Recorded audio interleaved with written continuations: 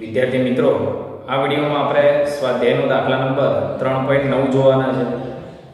હવે જો રકમ શું આપી છે, આપેલ નેટવર્કમાં દરેક શાખામાંથી વહેતો પ્રવાહ શોધો. હવે અહીંયા દરેક શાખામાંથી વહેતો પ્રવાહ શોધવો હોય તો કિર્ચોફના નિયમ વડે આપણે બહુ સરળતાથી શોધી શકીએ. હવે કિર્ચોફના નિયમનો ઉપયોગ કરવા માટેના 4 સ્ટેપ મેં તમને સમજાયેલા છે. પહેલું સ્ટેપ પ્રવાહનું વિતરણ, એટલે પ્રવાહનું વિતરણ કરી દો, પ્રવાહ ક્યાંથી નીકળ્યો ક્યાં ગયો.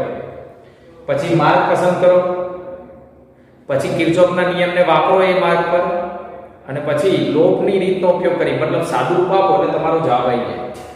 તો આ 4 સ્ટેપનો આપણે શરૂઆત કરીએ. અહીંયાથી પ્રવાહ આપણે ધારી લઈએ I જેટલો. અહીંયાથી I જેટલો પ્રવાહ બેટરીના ધન છેડામાંથી નીકળે છે.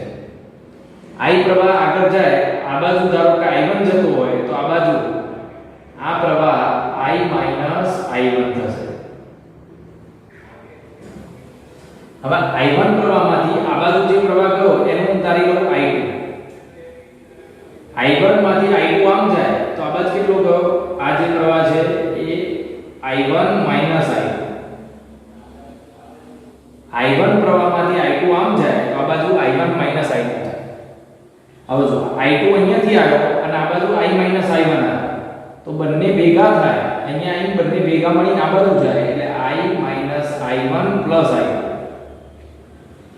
હવે I minus I1 plus I2 અને આ બાજુ જાય તો plus minus I2 plus I2 ઉડી ગયા, પ્લસ I1 માઈનસ I1 ઉડી ગયા, બંને ભેગા થાય એટલે બેનો સરવાળો. તો પ્લસ માઈનસ જતા રહે તો ફક્ત પ્રવાહ પાછો કેટલો વધે I, એટલે અહીંયાથી જતો પ્રવાહ ફરીથી પાછો કેટલો થઈ જાય I જેટલો. તો આપણું પ્રવાહનું વિતરણ પૂરું થયું. હવે મુસાફરી માટેના માર્ગ તો યાદ રાખો કેટલા માર્ગ લેવા પડે કે જેથી આપણો જવાબ આવે. તો અહીંયા પ્રવાહનું વિતરણ એક તો I છે, બીજો I1 છે, ત્રીજો I2 છે. આપણને અહીંયા પરિપથમાં 3 પ્રવાહ દેખાય છે, I, I1, I2. એટલે 3 માર્ગ લેવા પડે. તો કયા કયા 3 માર્ગ?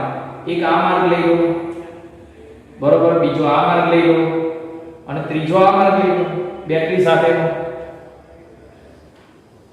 તો ચલો શરૂ કરીએ.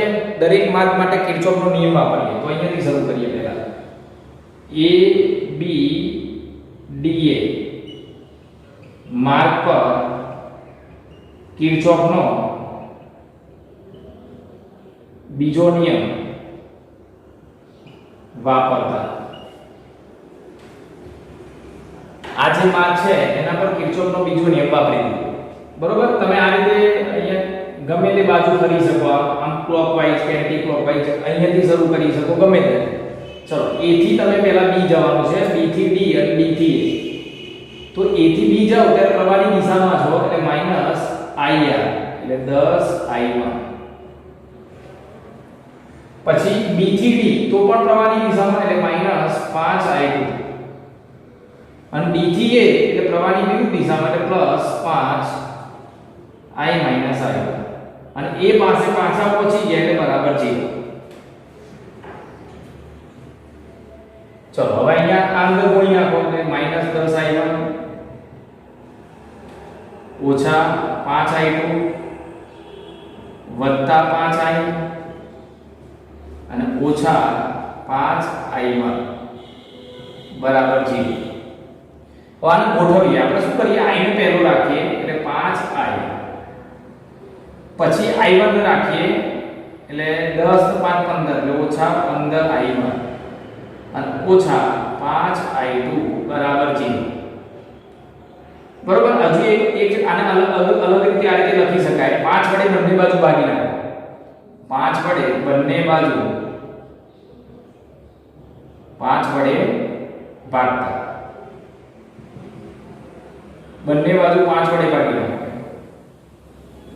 તો 5 વડે ભાગો એટલે I, અહીંયા 5 વડે ભાગો એટલે 3I1, અહીંયા 5 વડે ભાગો એટલે I2 બરાબર 0. આ સમીકરણ નંબર 1. ચલો એક માર્ગ પૂરો થયો. હવે બીજો આ માર્ગ લઈ લો, બધો માર્ગ. તો BC DB માર્ગ માટે કિર્ચોફનો બીજો નિયમ વાપરતા. ચલો B થી C તરફ એટલે પ્રવાહની દિશામાં માઈનસ, પ્રવાહની દિશામાં એટલે માઈનસ IR એટલે 5I1 માઈનસ I2. C થી D એટલે પ્રવાહની વિરુદ્ધ દિશામાં એટલે પ્લસ. જો C થી D પ્રવાહ આમ જાય તમામ જવાનું છે એટલે પ્લસ 10I I1 વત્તા I2.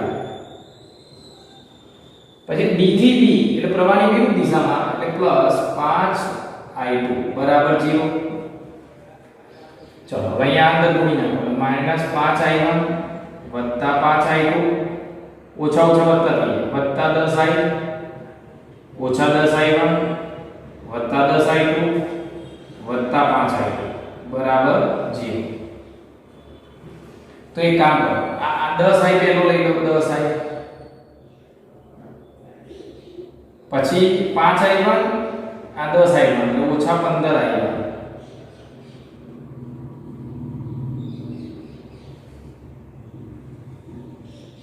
ઓછા 15I1 પછી I2 માં જો આ 10 આ 5 અને આ 5 એટલે ટોટલ 20 વત્તા 20I2 બરાબર 0. ફરીથી જો પહેલા I વાળા ગોઠવ્યો એટલે 10I1 પછી I2 માં 5I2 છે અને 10I2 છે એટલે 15I2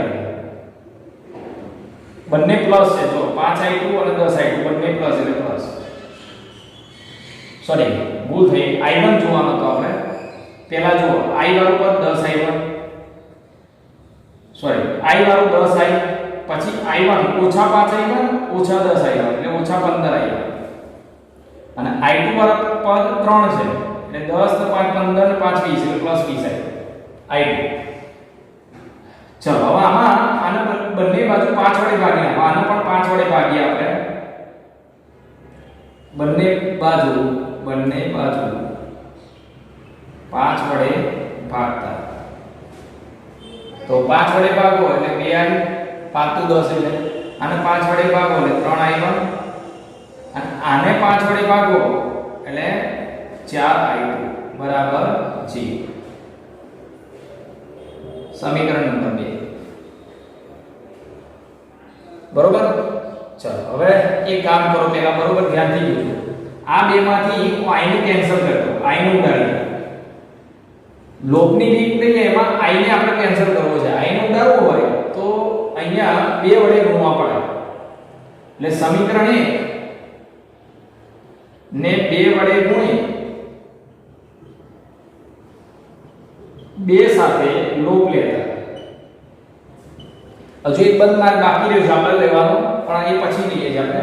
ચલો સમીકરણ 1 ને 2 વડે ગુણી આ 3 સાથે સમીકરણ 2 સાથે લોપ લેતા તો આને 2 વડે ગુણી નાખો તો પહેલા 2I પછી 2 અહીંયા 2 વડે ગુણવાના છે ધ્યાનથી જોજો 2I પછી ઓછા 6I1 અને ઓછા 2I2 બરાબર 0. આને તો 2I ઓછા 3I1 વત્તા 4I2 બરાબર 0. બરોબર. અને લોપમાં જો આ ચિહ્ન બદલી નાખો પ્લસ માઈનસ ઉડી જાય એટલા માટે આ પ્લસ આ માઈનસ તો અહીંયા વત્તા તો ઓછા ઓછા તો વત્તા વત્તા તો ઓછા મતલબ ચિહ્ન બદલ્યું આ 2I કેન્સલ જો ઓછા 6 વત્તા 3 એટલે ઓછા 3I પછી ઓછા 2 અને ઓછા 4 એટલે ઓછા 6I બરાબર 0. બરોબર. હવે જો આગળ ધ્યાનથી તો હવે આપણો જવાબ શું આવે અહીંયા આ I1 બરાબર અથવા તો ગમે તે તમે I1 બરાબર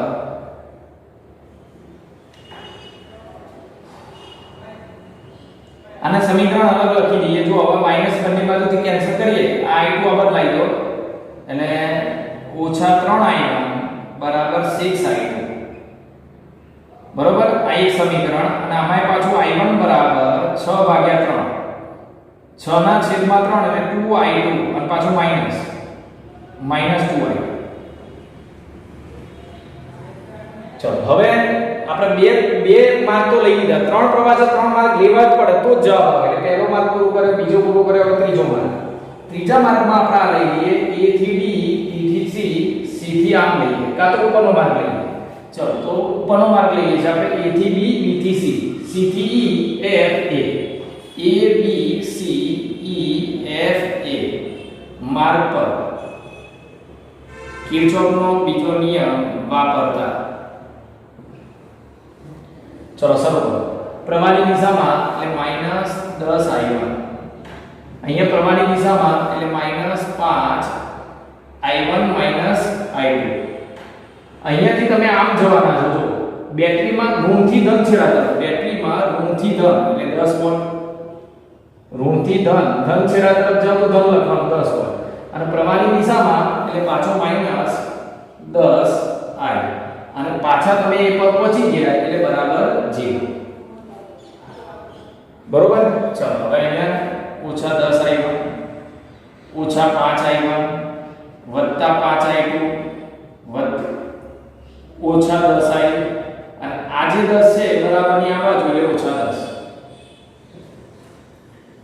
હવે જો પહેલા ઓછા 10 I1 અહીં મૂકો, 10 I ઓછા 10 I, પછી આ ઓછા 15 I1 વત્તા 5 I2 અને બરાબર ઓછા 10.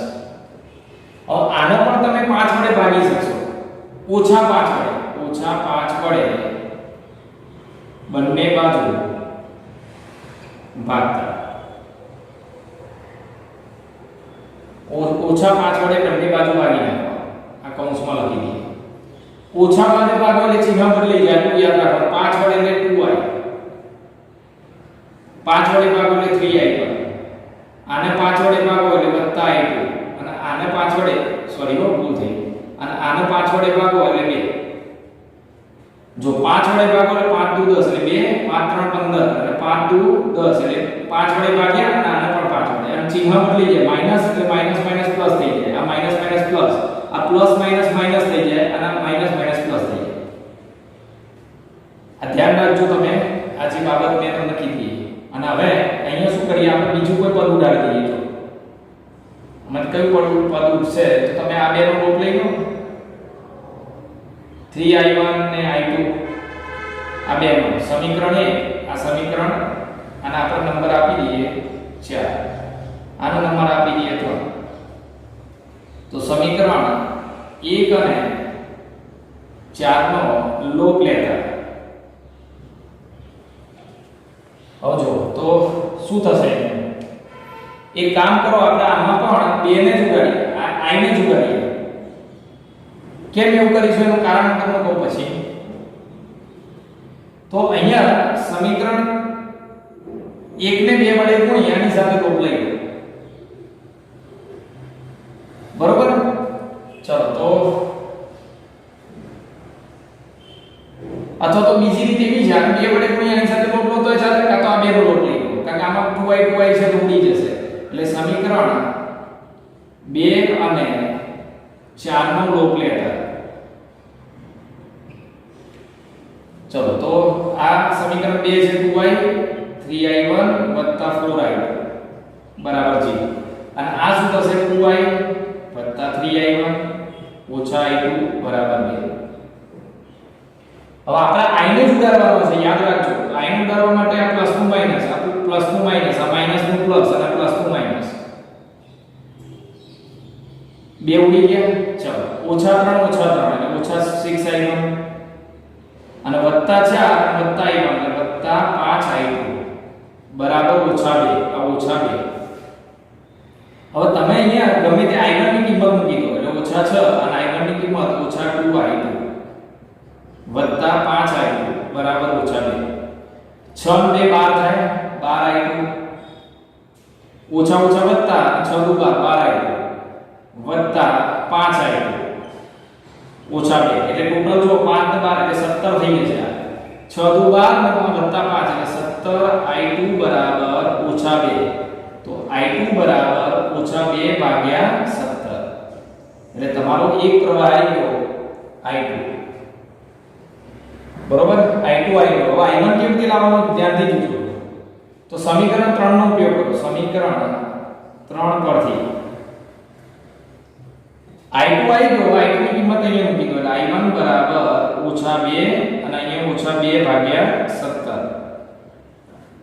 તો I1 બરાબર 2 * 2 4, ઓછા ઓછા વત્તા એટલે 4 ભાગ્યા 17 એમ્પિયર. એટલે I1 આવી ગયો.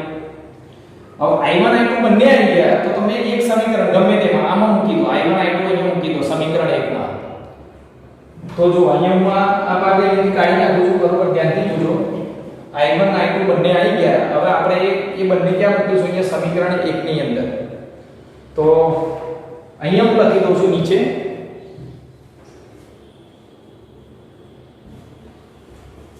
ચલો અહીંયા હું લખી દઉં છું, ધ્યાનથી જોજો. આ ભાગમાં જેટલી જગ્યા છે એનો ઉપયોગ કરીએ છીએ અહીંયા. તો સમીકરણ 1 માં I1 અને I2 મૂકતા, તો સમીકરણ 1 ની અંદર I1 I2 મૂકી દો તો I - 3 I1 કેટલા છે જો? I1 4/17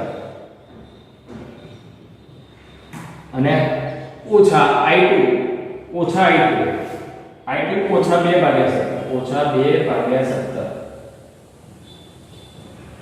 બરાબર 0. તો આના પરથી I કેટલો આવશે જો? તો I બરાબર આ બંને આવા આવશે તો કેટલા થશે જો? ઓછા વત્તા થઈ જશે. આ બાજુ 4 અને 12/17 અને આ ઓછા વત્તા આ બાજુ આવે એટલે ઓછા થઈ જાય એટલે 2/17. એટલે 12 માંથી 2 જાય તો 10/17 એમ્પિયર.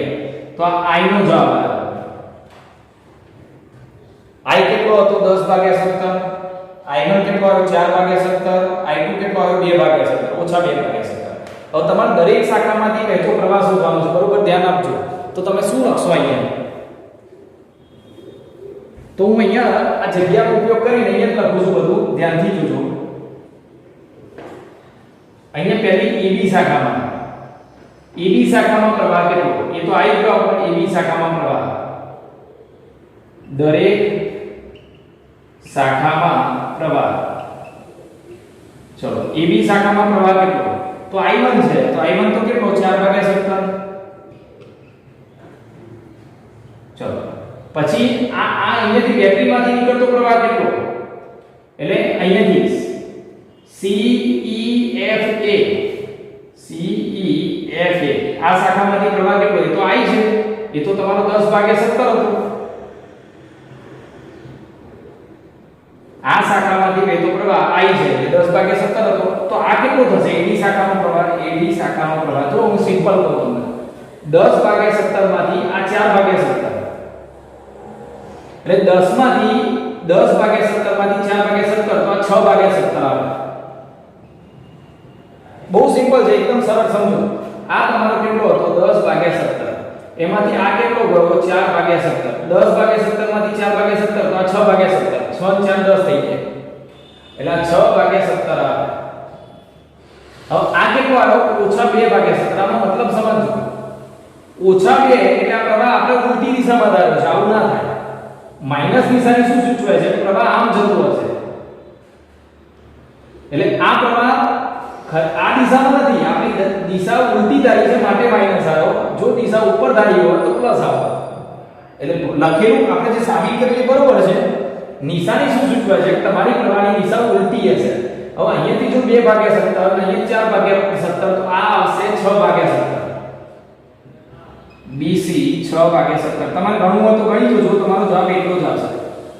I1 અને I2 ની કિંમત મૂકી દેશો આવી જશે. તો I1 કેટલો હતો? 4/17 અને ઓછા I2 કેટલો હતો? -2/17. ઓછા વત્તા થઈ જશે એટલે ટોટલ 6/17 થશે. પછી આ કેટલો થાય? CD શાખા. તો આ બાજુ 6/17 માંથી 2 આમ ગયો. આ માઈનસ નો મતલબ શું? સરસ. ચલો આ બે -2/17 અને વત્તા 6/17 તો અહીંયા 4/17 થાય. એટલે 4/17. તો આ રીતે દરેક શાખામાંથી વહેતો પ્રવાહ બહુ સરળતાથી તમે લખી શકો. તો બધાને જય સ્વામિનારાયણ, જય શ્રી કૃષ્ણ, જય હિન્દ.